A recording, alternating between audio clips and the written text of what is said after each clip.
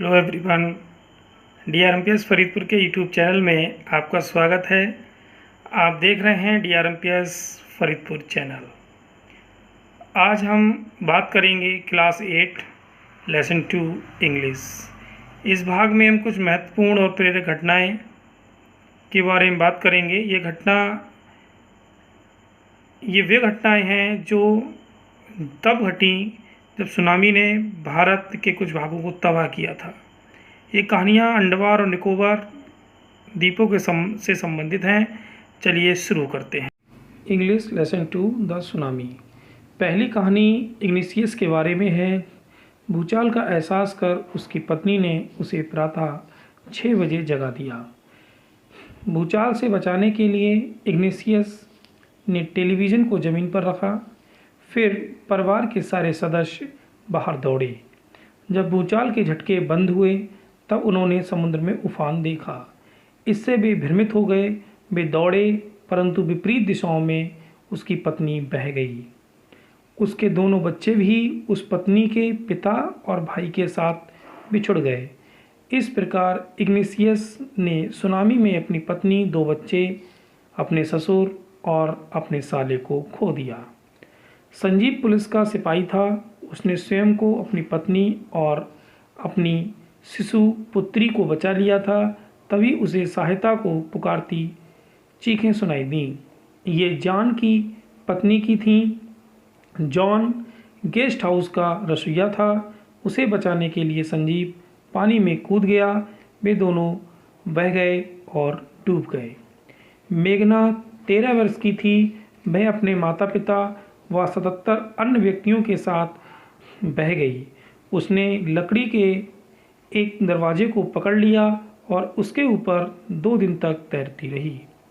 एक लहर के साथ वह किनारे आ गई और वह बच गई। अल्मास 10 वर्ष की थी। परिवार सो रहा था पर उसका पिता जाग गया था। भूकंप के झटकों के बाद उसने पानी को पीछे हटते देखा।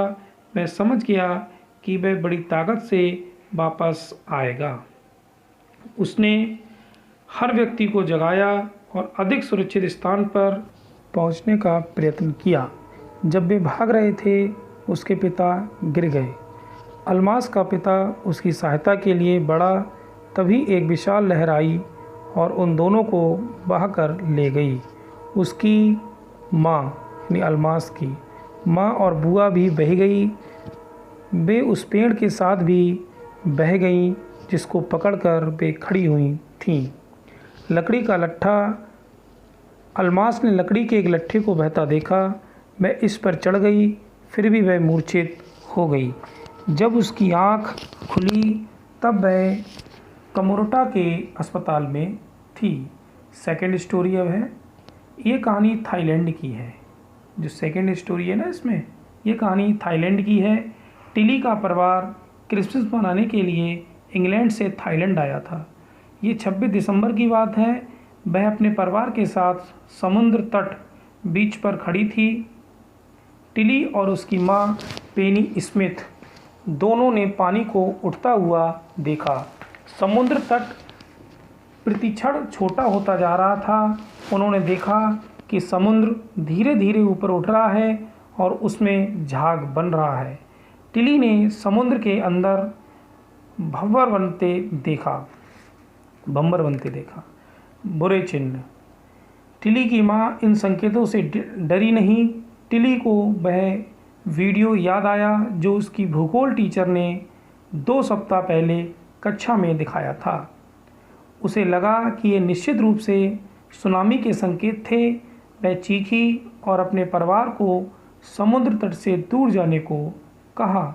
माँ को कुछ आतंक नजर न आया। पर उसे लगा कि उसकी बेटी की बात ठीक होगी। टिली के माता पिता उसे और उसकी बहन को होटल के स्विमिंग पूल में ले आए। उनके साथ बहुत से अन्य लोग भी समुद्र तट से दूर चले गए। तब ऐसा हुआ मानो सारा समुद्र उनके पीछे पीछे आ गया था। परिवार ने होटल की 3री मंजिल में शरण ली। उस भवन ने सुनामी की शक्ति का सामना सफलतापूर्वक कर लिया।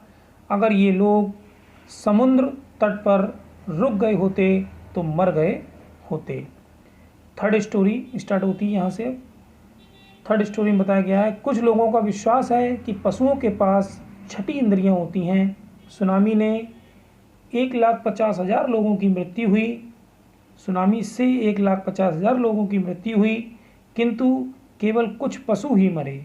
श्रीलंका के एल नेशनल पार्क में 60 पर्यटक सैलानी बह गए, परंतु केवल 2 पशु मरे। उसी पार्क में लोगों ने देखा कि सुनामी के आक्रमण से लगभग 1 घंटा पहले ही 3 हाथी बीच से दूर भाग रहे हैं। श्रीलंका के गैले बंदरगाह के पास रहने वाले एक व्यक्ति के पास 2 कुत्ते थे।